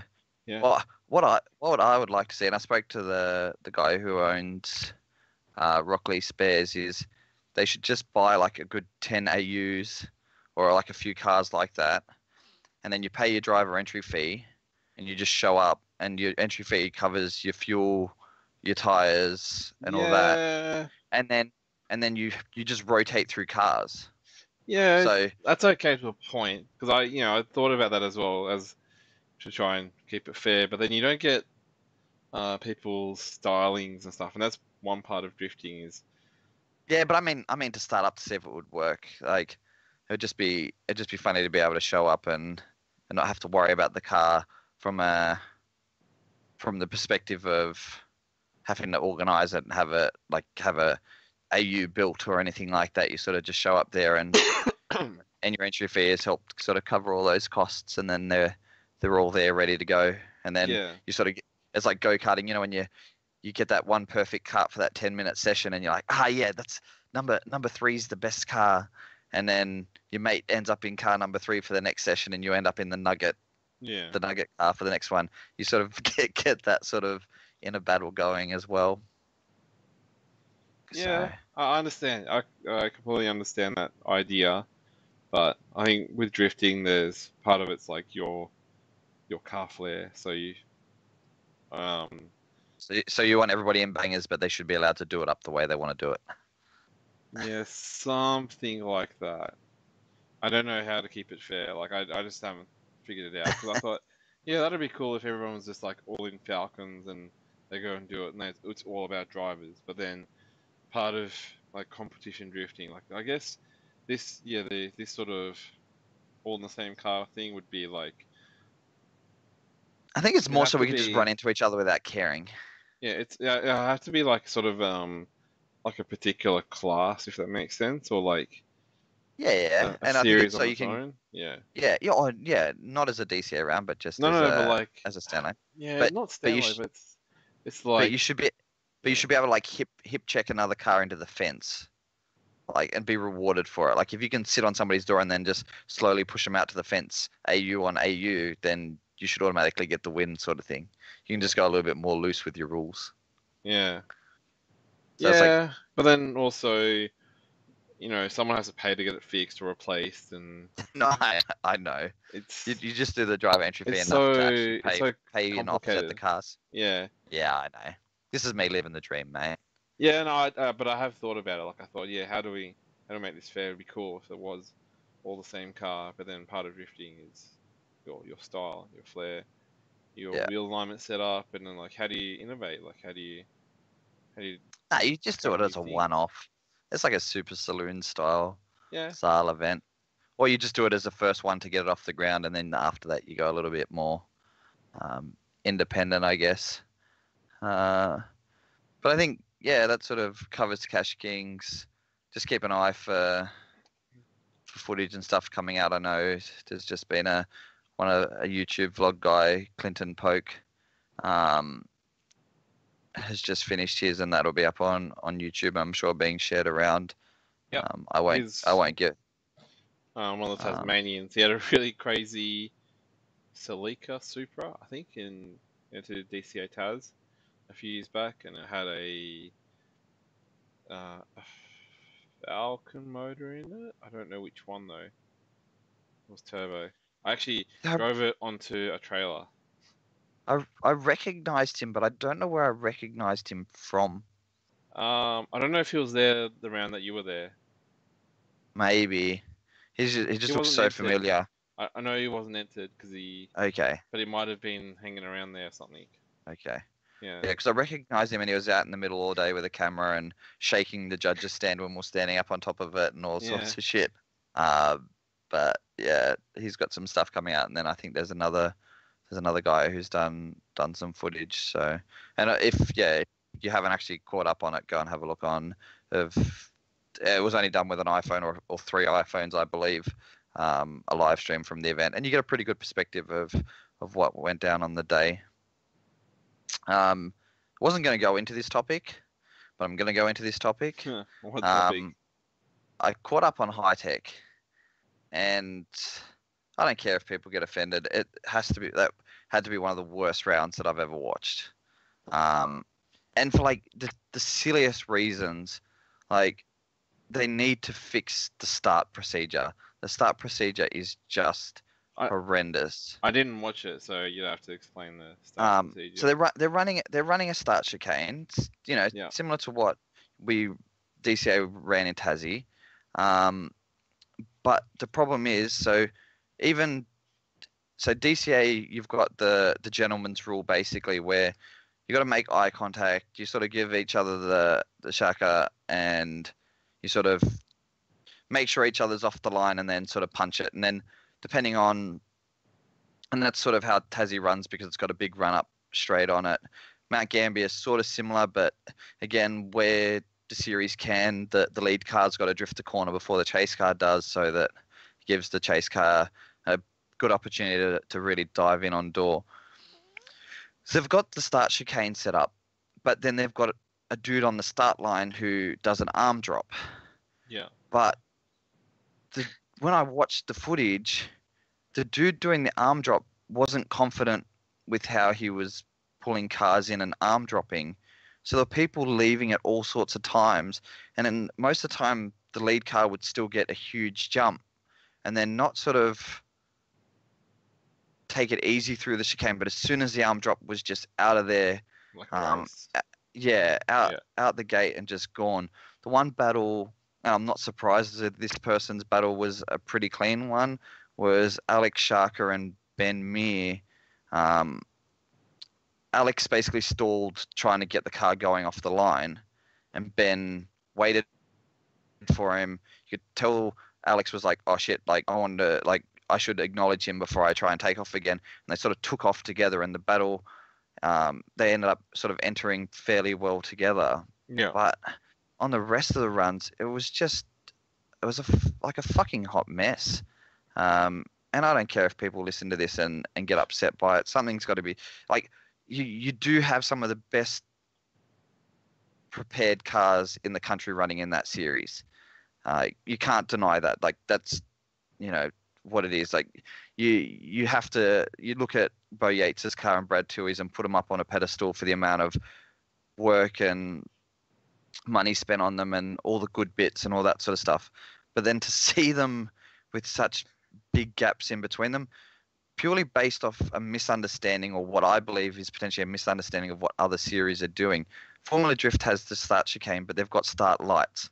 So in Formula Drift, they've got I think it's 4 lights. I think it's still like a drag race start.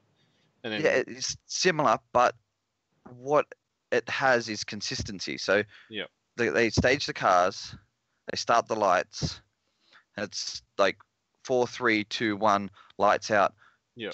Chase car can leave before the lights are out, and the lead car only has 2 or 3 seconds or something to leave the line before they're given a strike.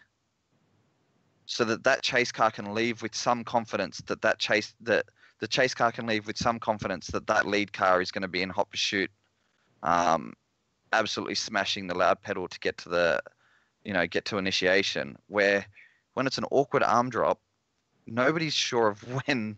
It looked like nobody was sure of if they should go. Should I not go? Should and then all of a sudden the lead car's on the first corner and the chase car's still sitting at the start line. And yeah, that ruined it for me. Like, I was just like, yeah, nah, this is really dumb. To me, that's the biggest issue if you're going to run it in that way. Did they get a full field?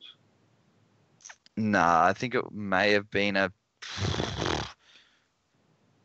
12 to 16 in pro and about maybe the same in pro-am. was hard to keep up with the exact numbers. I just sort of watched the battle to see where friends of mine landed and all that. And Ben Meir, who was on one of our early episodes, ended up in second place. The first time he's ended up on the podium. And Ben, mate, you got some work to do because he absolutely got pissed on the podium. Brad and Bo had their champagne opened within seconds and absolutely doused him. And Ben was still. I don't think he ever actually opened the bottle of champagne. Oh, He really? never got it opened. Oh, Yeah. no. So he got smoked. So, mate, you just haven't been in training enough. So if you've listened to this, I hope if you're planning on podiuming again, you're going to have to work on your champagne and opening technique. I think the secret is that those other boys, as soon as that champagne arrives on the podium, they get at least that metal part off it, so that all they have to do is pop it. Where I don't think you were prepared enough. It shouldn't be that hard. when those two guys were firing it in his face, I think it's pretty hard to get it open. But yeah, I just thought overall, just a huge lack of proximity and clean battles because, yeah, at the start was all funky, and then cars were trying to play catch up, and lead cars were doing some funny things, and yeah, overall just pretty disappointing. And yeah, I know there are going to be people saying, at least it's on a fourth and third gear track as opposed to DCA being run on a second gear track. Well, the layout that was run at Cash Kings would easily be third through the beginning section of the battle and then slowly slowing down. So, and the fact that cars were centimeters apart, if not, there was plenty of. I'm pretty sure. I'm sure they'll make up excuses again. Yeah. Whatever. You're not gonna please everyone, and yeah, of course you're not gonna please everybody, but and they'll yeah, see it as you're bashing them as opposed to like feedback to say you need to get your shit together. Well, I'm happy to bash them, but I'm giving them feedback on that start procedure needs to be cleared. Greg, you just hate high tech. Yeah, that's okay. I'm all right with that. And the other thing I'm really hating, and I guess it's because Formula D's gone a direction that I like with it, is the whole 10-0 thing for me is just, it's a fucking killer to the sport. Like, if Formula Drift is now doing a comparison of lead for lead, chase for chase. So if the chase cars make a mistake and spin or run off track or whatever, they still end up comparing the lead runs to see who did the lead run better, and whoever's done the lead run better will win. And just to forcing lead drivers to actually drive a proper lap, where this 10-0 stuff, when somebody's made independent mistakes, but then somebody in the lead run has barely strung a lap together, gets a rerun against somebody who's done a perfect lead run, it makes no sense. You know who the better driver is at that stage. Why you've got to run it again because you've trapped yourself with a judging system makes zero sense to me. That stage, I'd be changing my sub-regs and changing the way system is. But sadly, it feels like we're still trapped in, 2004 with bloody Drift Australia. Full lock maybe 2005, 6, or whenever Drift Australia then came through. But I'm pretty sure judging system was the same back then. Where after speaking to Ken, he said since they've gone away from the super technical judging, where like one wheel drop is okay, and then you drop the second wheel on another part of the course, you've totally zeroed out the run and the run's dead for you and all that sort of stuff. And since they've gone to this more sort of comparing the two runs to each other, and yeah, if you drop two wheels off the track, then you're losing a whole bunch of points, but people are still finishing runs. He said the spirit of drifting has sort of come back into the high level, and he likes the fact that the spirit is back in it. But yeah, from watching the high tech thing, it just, yeah, it kills a lot of the spirit of it, because as soon as you've dropped a wheel or two that your run's pretty much cooked. And yeah, it just look. We need to start learning from what other series are doing, and doing sort of right, or the mistakes that they've made and how they feel about their mistakes, or what you see other series are doing as a mistake, and being able to learn from them. And yeah, I thought, Yeah, I don't some know. series are doing that. They have ideas, they're putting them into place, and they're trying to improve it.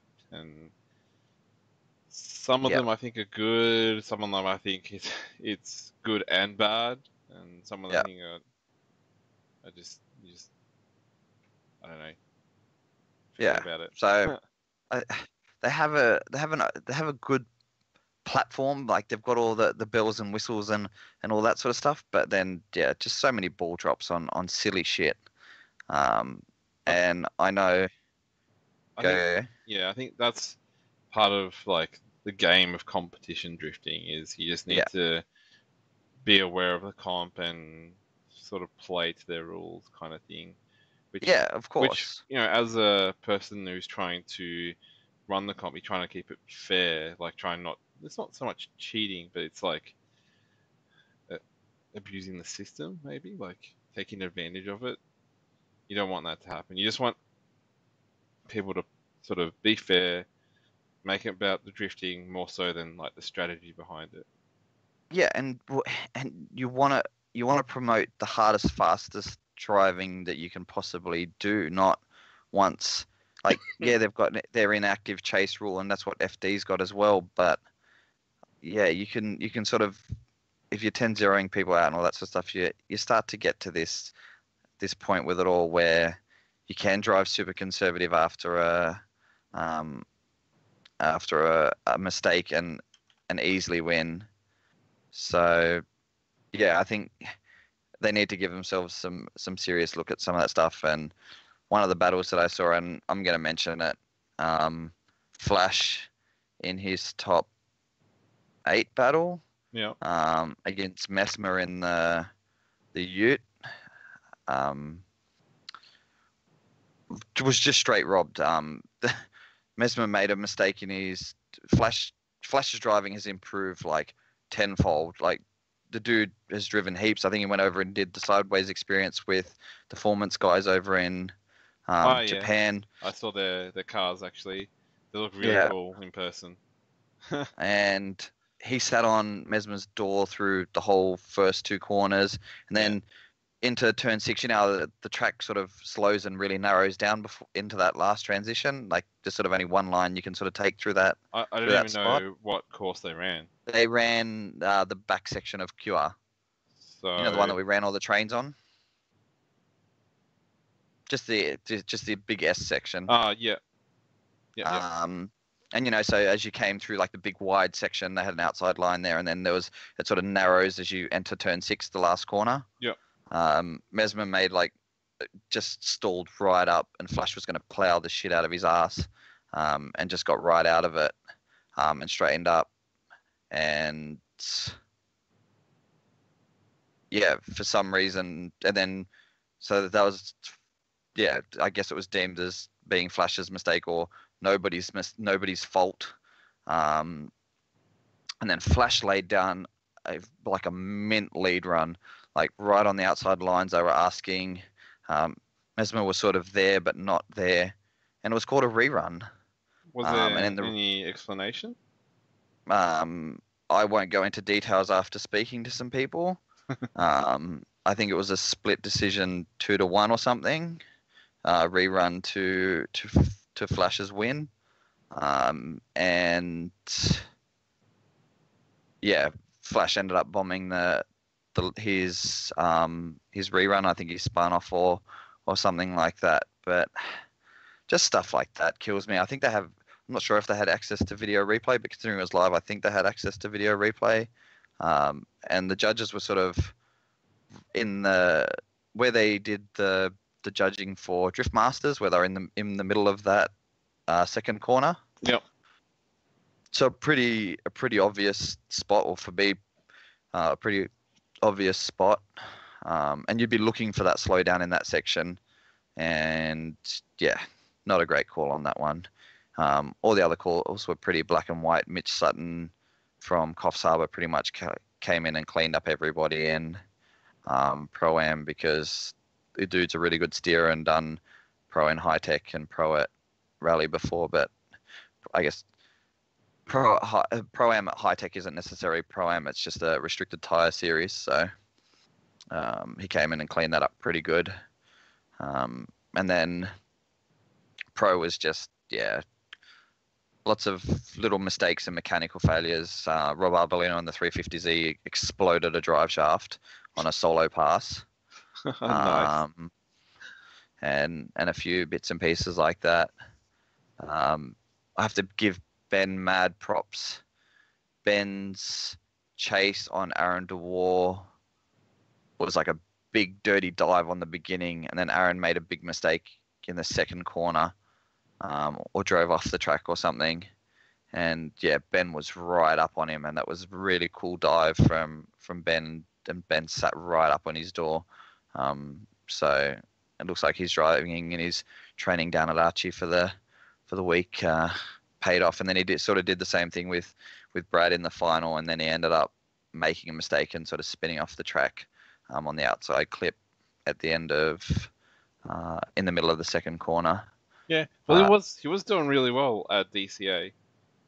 Yeah. Even though he got knocked out at the start, he did get knocked out by the person who won the event. So yeah.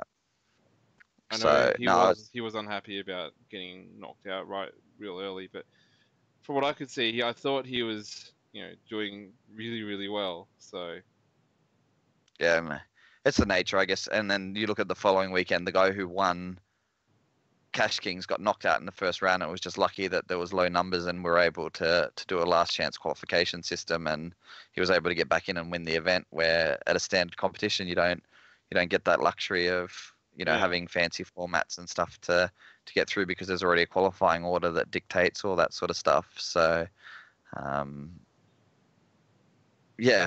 pretty proud of Ben to see that sort of change. And I think him and Yates were probably my standouts as dudes driving the most sort of aggressive and pinpoint. A few of the bigger guys like Proz and Levi Clark ended up making sort of funky mistakes. I thought, Levi's got that track down pretty well, but I think he was just going for big entries and things like that, and just trying to go full send every run, and wasn't too concerned on results.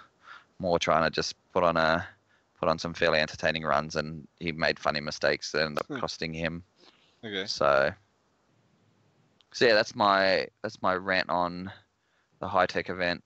Just something's got to be cleaned up to put cars more on each other's door, and I think that's been the theme of this year with the bigger tracks, has been the start procedure hasn't been all that good for trying to put cars on each other's doors.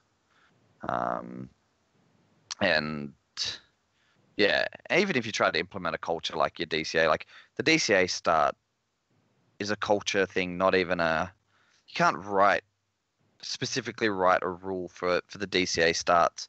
You got to try and drum it into the drivers and get the drivers to set that pace and make it cool.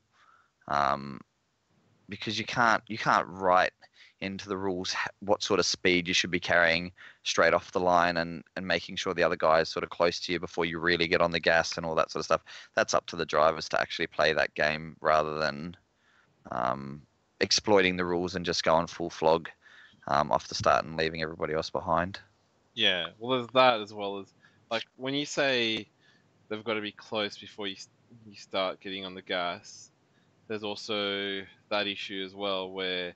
but it's not black and white when you say that either. Yeah, but it's... Okay, so what's more impressive, I think, from my point of view, is if you have the same pace going in and you don't sort of power on and leave the other car for dead. You sort of... What you do is you're in front of the chase car and you sort of show that you're so much better than the chase car by leaving gaps, like leaving openings for the chase car to fill. So that's provided you actually reward a lead car for that. Yeah, well, that's what the clips. Yeah, But with a 10-0 system, especially on the start, you're not rewarding that. Yeah. You're rewarding the panic of the chase car fucking up rather than rewarding the lead car and giving him some bonus leeway by opening the door for that chase car. And that's what I mean by comparing that lead for lead, chase for chase. Because if your lead car does open the door, especially on the initiation for that chase car, that should play to a better lead run. So then when you compare it to the other guy's lead run and all he's done is flogged off the start, Yeah. and said, see you to the other guy, well, that's already an advantage on that other guy's lead for giving a better lead. And that's why I like this FD style of lead for lead, because then you can set your criteria around that. And if you say, we'll look in your favor as a lead car for opening the door. Yeah. Well, the criteria should be. It should give that opportunity to the chase car. That's how we set the criteria. Yeah. And that's what we want to see rather than, I don't know, I have no idea. I never watched the high tech replay or the stream, so I don't know what happened there. Yeah. But it sounds like they've got some work to do in the track criteria. Yeah. Criteria. And it could just really tighten things up and make it that little bit more exciting. Yeah. Well, it's meant to be a show, like drifting's a show off type of thing. So it's more you want to show off to the crowd, or yeah, like that. and as like a joint effort, like the tandem is the most exciting part of it. Like once you see a smoky burnout around a corner once, you see a whole bunch of smoky burnouts around the corner.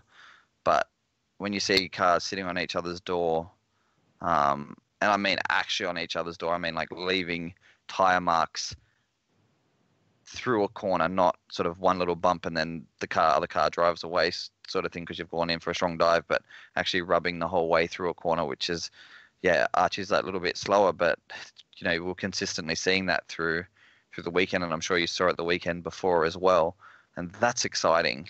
Yeah. Where a battle being decided down the straightaway before entries even started, for a series that is on, on live stream and on, TV,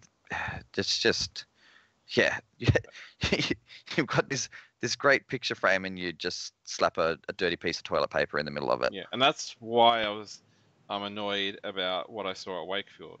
That's the representation that is given to the public. Like it's so being advertised, being telecast. It shows off this is what drifting is, and this is not how drifting should be. It's not like this.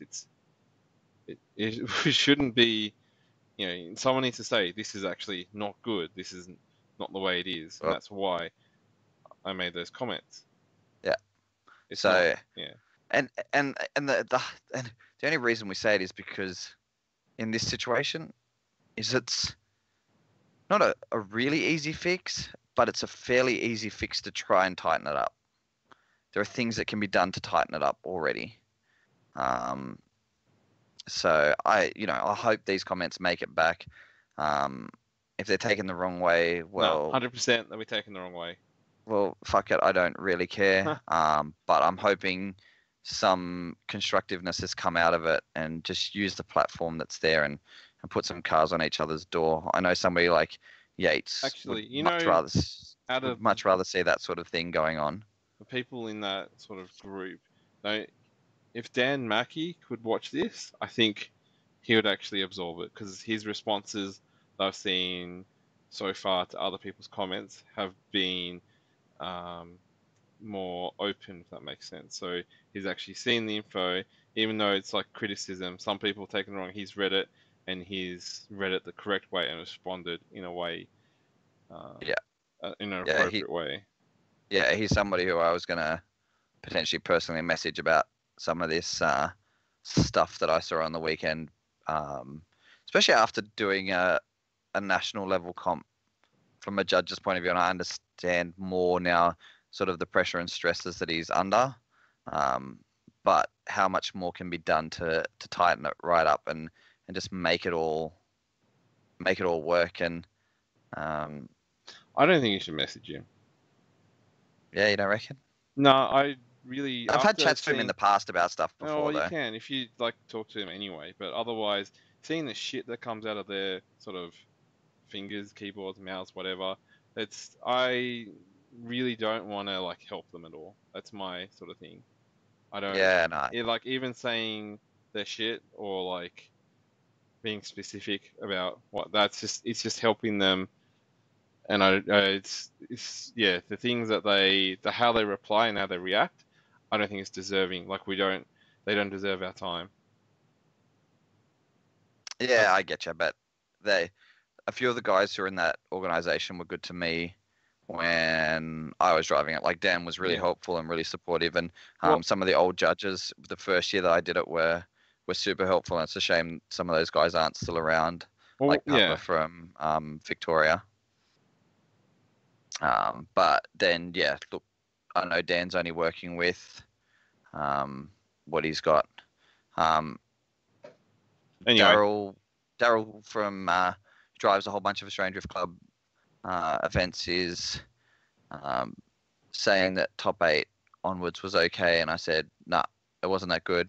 Even top 4 wasn't good, Daryl, because Ben made a mistake in the finals, and that decision was cut and dry because Brad put 2 clean laps together and Ben had spun, and I'm pretty sure something similar to that happened in the Yates battle. So it really wasn't a good show at all. It was really cut and dry for the most part because there was either mechanicals or bad battles. they should actually watch us or like ask us for our feedback because we watch so much stuff. But if you love drifting that much and you want to be good, you'd be doing that sort of thing anyway. Yeah. So that's my answer to that sort of point. Anyway, it just annoys me that they're so hypocritical. Just gives me shits, and I just don't want to help them.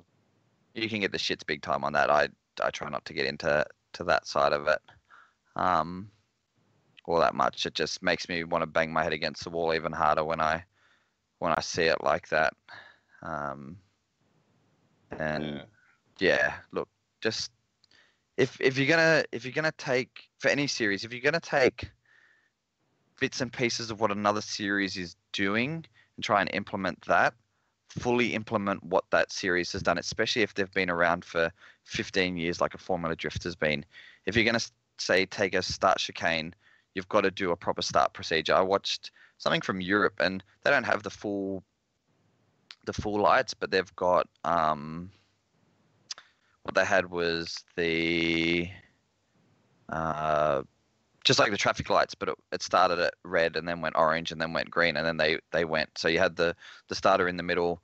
He sort of pointed and made sure they were all good. Points at the light, stays in the middle, but points at the light that's off to the side, and then it's red, yellow, green, go. So that you're working off. It's consistent.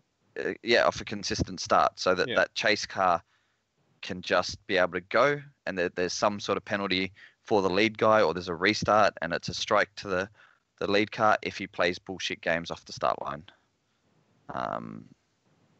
And yeah, I watched Chris Forsberg's been driving D1 GP China. Yeah. And he did a vlog from round 2, and so to try and check up speeds, what they seem to have is they leave the line together, and then there tends to be a corner, and then they've got a run up and then an entry. And so Chris came in his battle, came around. I think he won his first battle with no trouble, and then in his second battle, came through that corner. The other guy fully let off the throttle. Chris smashed into the back of him, and then by the time Chris could get back on throttle, the other guy was gone and into the first corner. And he said in the next battle, so Chris got knocked out because of it. Yeah. And then in the next battle, the same driver did exactly the same thing to the next car. Oh shit. So this is the problem with a fixed judging system, that humans can't come in and be like, hey, that's that's bullshit. You can't be doing that. Well, they can potentially, but I'm not sure to what degree. But people are now finding a way around, say, the DOS system when it comes to the battles to dick with the other car on the starts. And I'm guessing China's a bit of a different ball game too, considering, a pro level series to that degree is fairly new there. And I would imagine it was potentially a Chinese driver who did it, as opposed to a Japanese driver who had flown over to drive that series. So he didn't say specifics. But yeah, FD's done, as much as you're not a huge fan of the FD's done everything that they possibly can. The same with IDC and a lot of those series to stop as much of that sort of games on the beginning. People might still try and check up or clutch dip and stuff through the battle to try and play games, but at least the first part of it, everybody sort of enters in together and the show starts from the beginning. So that's all I really want to see, because it's the best part. Seeing two cars go from straight to just bang on door is the coolest. It is. That's what you and want when to see. when there's something to be gained by the lead car by not doing that, there's no reason for the lead car to open the door for it. So, yeah, that's my rant on that. Leave your personal issues totally out of it, EG. I haven't brought them up yet. And if if anybody's made it this far in, I know people who have listened tonight won't be the ones that this feedback needs to make it back to you, but if anybody listens and then gossips it on or whatever, I'm more than happy for people to hear it, and people get upset by it. I don't really care, because it seems like I upset a whole bunch of people that I don't mean to anyway. So, and all the good drivers at Cash Kings wanted my autograph when I showed up to driver's briefing, because they're like, "Oh, that's Gerg from the Clutch Kick." So, thanks, Chopper and Dale. I'll give you a shout out there. So, yeah, pretty big weekend of drifting in Australia for that sort of thing. But yeah, I'm sure it's a topic that will go on a little bit more, but yeah, we won't go any further than that tonight, I don't think, on any of it. But yeah, keep an eye out for Cash Kings footage. We'll try and share it in Clutch Kick community. If anybody's interested who listens and you're not part of the group, ask to join the Clutch Kick community. It's just we sort of share little bits and pieces on there, and the more we build, some of us get lazy with putting stuff in there, but join it. And yeah, we'll try and post up. We'll share some of the Cash King stuff on either the Facebook page and in that closed group. And yeah, I finally get a weekend of doing nothing this weekend, but I think I'm going to try and get my car serviced and back together ready for. I'm going to drive Figure 8 next Saturday night, I think, just to shake it down before I go down to Wakefield in a couple of weeks and have the QR Matsuri trip. So I'm kind of excited to get behind the wheel again. Yeah, I'm not sure if I'll I'll actually go to Wakefield. Hopefully, if I have enough leave. But I don't think I'll actually have enough money to enter. Well, I spoke to another driver about this, and they were like, why don't you just come and drive the high-tech round of Wakefield? And I said, for the $700 entry fee or whatever it may be, even for Pro-Am, I could pay for somebody like yours entry and for my entry and even some tires for the other driver for somebody I know I can drive close with all day for the same amount of money as it would cost me just in entry fee for that round. With the way the start procedure is currently, you're not getting on door with each other. So I would gain more by paying for somebody else to come practice with me than by going and driving that. But you're going on TV. Yeah, but I'll actually become a better driver. But TV. Yeah. TV. And this was my point. Like, yeah. That attitude in some, like, just has to. There's got to be a swing. The TV platform or whatever It's good, is there, but but use it, and it's easy to fix, and then it gives incentive. Then I don't like, as a driver, I wouldn't feel like feel like I feel like when I go to a DCA event, I'm constantly learning and learning a lot. Where just looking at some of that stuff, there's you're learning how to string laps together. Like, great, you can do anything to string laps together. Getting on door is becoming. You're seeing guys like your Nathan Greenhill starting to walk away from people when it comes to pushing that proximity, and that's where other series and other competitions are going to start to struggle, because guys like him and Matt Harvey and Dale and a few others who are able just to snap right up on people's doors are going to start. The level is going to push away, and those other guys are going to struggle to ever catch up. So I'm looking forward to World Time Attack. It's going to be very interesting, and I know there are some improvements going to DCA cars. The top 3 guys, that a few of them have some things going on in the background that I'm sure will come to light on social media in the next little while leading into it. So I'm really excited, particularly excited to see the improvement that Nathan's made in the last 12 months, and to see how retarded and full send he's going to go.